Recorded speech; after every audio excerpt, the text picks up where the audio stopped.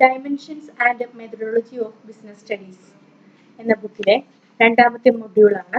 ചാപ്റ്ററിന്റെ പേര് business in India.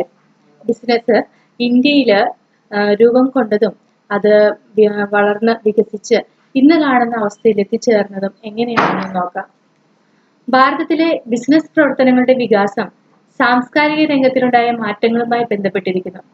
പ്രാചീന കാലത്ത് ഇന്നത്തെ പോലെ വ്യാപാരമോ വാണിജ്യമോ ബിസിനസ്സോ ഉണ്ടായിരുന്നില്ല. ദീർഘനാളായി പല ഘട്ടങ്ങളിലൂടെ കടന്നാണ് ഭാരതത്തിൽ ബിസിനസ് പ്രവർത്തനങ്ങൾ ഇന്ന് കാണുന്നത് പോലെയായത്. പ്രാചീന കാലത്ത് കൊച്ചു സമൂഹങ്ങളായി സ്വയം പര്യാപ്തമായിരുന്ന ഗ്രാമങ്ങളിൽ മനുഷ്യർ ജീവിച്ചു. അവർക്ക് വേണ്ടതെല്ലാം സ്വന്തം ഗ്രാമങ്ങളിൽ അവർ നിർമ്മിച്ചു. ഒരു വസ്തുവിന് പകരം മറ്റൊരു വസ്തു കൊടുക്കുന്ന കൈമാറ്റ കച്ചവടത്തിലൂടെ ആളുകളുടെ പരിമിതമായിരുന്ന വ്യത്യസ്ത ആവശ്യങ്ങൾ നേടിയെടുത്തുകൊണ്ടേയിരുന്നു. ബിസിനസ് പ്രവർത്തനങ്ങളുടെ ആവിർഭാവത്തിന്റെ രണ്ടാം ഘട്ടത്തിൽ ഉൽപ്പന്നങ്ങൾ വിലപേശി വിൽക്കുന്നതിനും നിശ്ചിത ഇടവേളകളിൽ പൊതുസ്ഥലത്ത് ആളുകൾ ഒന്നിച്ചുകൂടാൻ തുടങ്ങിയതോടെ പ്രാദേശിക ചന്തകൾ രൂപപ്പെട്ടു. മധ്യകാലഘട്ടത്തിൽ ചെറിയ പട്ടണങ്ങൾ അടുത്തുള്ള ഗ്രാമങ്ങളിലെ ആളുകളെ ആകർഷിച്ചു തുടങ്ങി. പട്ടണത്തിലെ ചന്തകളിൽ ശില്പികളും നെയ്ത്തുകാരും തട്ടാന്മാരും വന്നു തുടങ്ങി. ക്രയവിക്രയം എളുപ്പമാക്കുന്നതിന് നാടുവാഴികൾ ലോഹ നാണയങ്ങൾ ഇറക്കി. കടൽ കടന്നുള്ള വ്യാപാരം രാജ്യത്ത് ആരംഭിച്ചതായിരുന്നു അടുത്ത ഘട്ടം. 18-ാം നൂറ്റാണ്ടിൽ ഇംഗ്ലണ്ടിലും യൂറോപ്പിന്റെ മറ്റു ഭാഗങ്ങളിലും ഉണ്ടായ വ്യാവസായിക വിപ്ലവം ഉൽപാദനത്തിന്റെ അളവ് മാറ്റിമറിച്ചു. രാജ്യവ്യാപകമായി കുറഞ്ഞ വിലയ്ക്ക് ഉൽപ്പന്നങ്ങൾ ലഭ്യമായി തുടങ്ങി. 19-ാം നൂറ്റാണ്ടിന്റെ പകുതിയോടെ ഭാരതം ബ്രിട്ടീഷ് ഭരണത്തിന്റെ കീഴിലായി. രാജ്യത്തെ ഗതാഗതവും ആശയവിനിമയ മാധ്യമങ്ങളും അവർ ആധുനികവൽക്കരിച്ചു. 20-ാം നൂറ്റാണ്ടിന്റെ കാൽഭാഗം പിന്നിട്ടപ്പോഴേക്കും ഇരുമ്പും ഉരുക്കും ഉൽപ്പാദിപ്പിക്കുന്ന വൻകിട വ്യവസായങ്ങളും കൂടാതെ സിമന്റ്, വാഹനങ്ങൾ, കപ്പലുകൾ, പഞ്ചസാര തുടങ്ങിയവയുടെ വൻകിട വ്യവസായങ്ങളും സ്ഥാപിതമായി. സ്വാതന്ത്ര്യത്തിന് ശേഷം ബിസിനസിന്റെ ഭാവങ്ങളിലും വ്യാപ്തിയിലും പല രീതിയിൽ മാറ്റങ്ങളുണ്ടായി. വൻകിട വ്യവസായങ്ങൾ പൊതുമേഖലയിലും സ്വകാര്യ മേഖലയുമായി സ്ഥാപിക്കപ്പെട്ടു.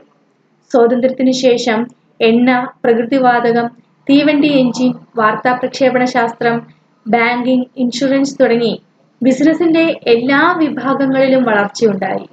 ഉപഭോക്തൃ ഉൽപ്പന്നങ്ങളായ ടെലിവിഷൻ, വാഷിംഗ് മെഷീൻ, റെഫ്രിജറേറ്റർ തുടങ്ങിയവയുടെ വ്യവസായങ്ങൾ സ്വാതന്ത്ര്യത്തിന് ശേഷം കാര്യമായ പുരോഗതി നേടി.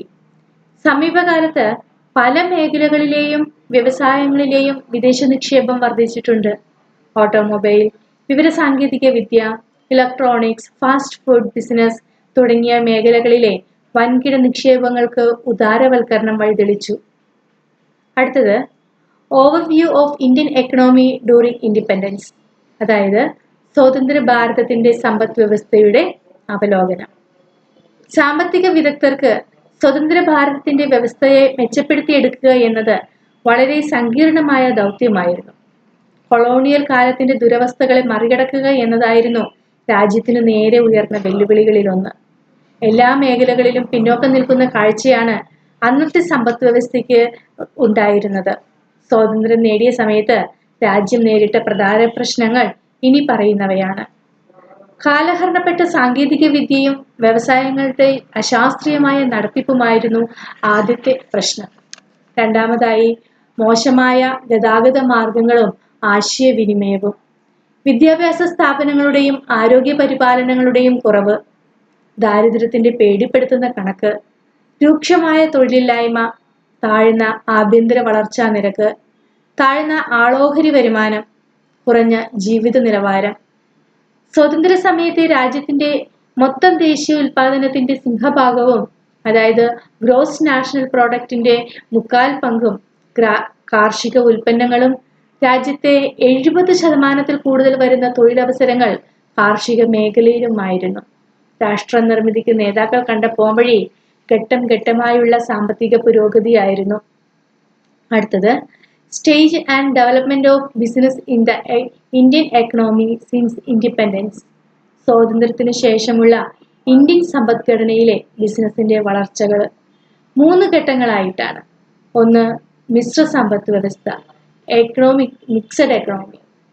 സ്വാതന്ത്ര്യത്തിന് ശേഷം ഇന്ത്യ സ്വീകരിച്ച സമ്പദ്ഘടന സാമൂഹിക ക്ഷേമം ലക്ഷ്യം വയ്ക്കുന്ന സാമ്പത്തിക നയങ്ങൾ ഗവൺമെന്റ് നിയന്ത്രിക്കുന്ന തരത്തിലുള്ള മിശ്രിത സമ്പദ്ഘടനയാണ്.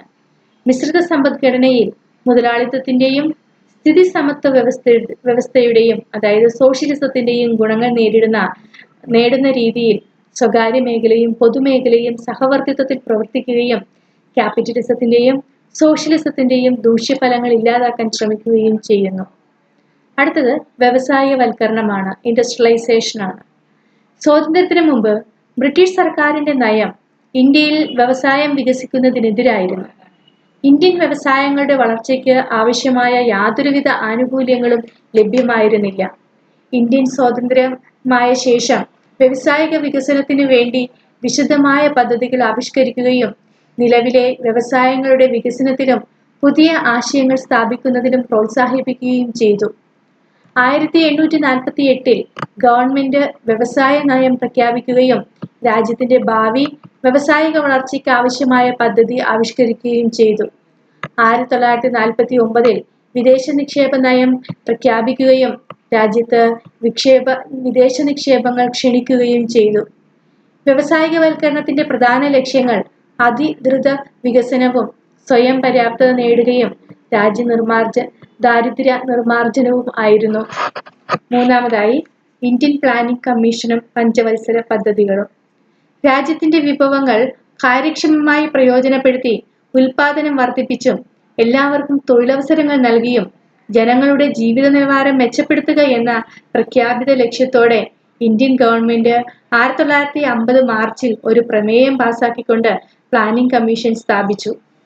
രാജ്യത്തെ മുഴുവൻ വിഭവങ്ങളുടെയും കണക്കെടുപ്പ്, ശുഷ്ക വിഭവങ്ങൾ പരിപോഷിപ്പിക്കുക, ഏറ്റവും കാര്യക്ഷമമായ സന്തുലിതവുമായ രീതിയിൽ വിഭവങ്ങൾ പ്രയോജനപ്പെടുത്തുന്നതിനുള്ള പദ്ധതികൾ ആവിഷ്കരിക്കുക, മുൻഗണനാക്രമം നിശ്ചയിക്കുക എന്നീ ഉത്തരവാദിത്തങ്ങളാണ് പ്ലാനിംഗ് കമ്മീഷനെ ഭാരമേൽപ്പിച്ചത്.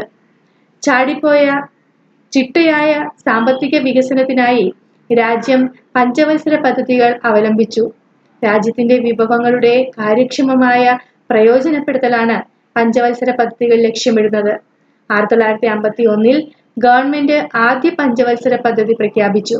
പ്ലാനിംഗ് കമ്മീഷനാണ് പഞ്ചവത്സര പദ്ധതികൾ ആവിഷ്കരിക്കുന്നതിനും നടപ്പിലാക്കുന്നതിനും വിലയിരുത്തുന്നതിനും ഉണ്ടായിരുന്നത്. അടുത്തത് പൊതുമേഖലാ സ്ഥാപനങ്ങൾ.